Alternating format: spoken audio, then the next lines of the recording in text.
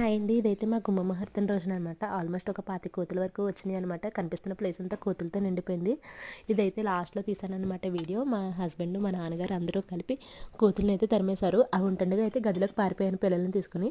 అవి వెళ్ళిపోయిన తర్వాత తీరిగ్గా వచ్చాననమాట అండి. వచ్చి అయ్యయ్యో! ఎందుకలా తరిమేశారు? సాక్షాత్తు హనుమంతుడే వచ్చాడని అనుకోవచ్చు కదా! ఎందుకలా చేస్తున్నారు? పాపం కదా అని కబుర్లు చెప్తే మా ఆయనగారు అంటున్నారు, ఆహా! నీకు అలా ఉందా? అయితే ఒక పని చేస్తాను. ఇల్లంతా కట్టించిన తర్వాత ఇంటి చుట్టూ మెస్ పెట్టించడం మానేస్తాను.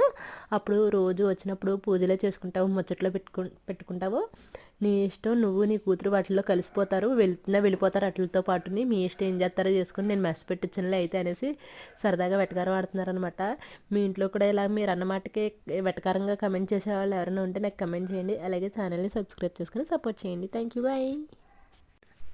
హాయ్ అండి. ఇది మా గుమ్మ ముహూర్తం రోజుననమాట. ఆల్మోస్ట్ లాస్ట్‌లో తీశానండి వీడియో.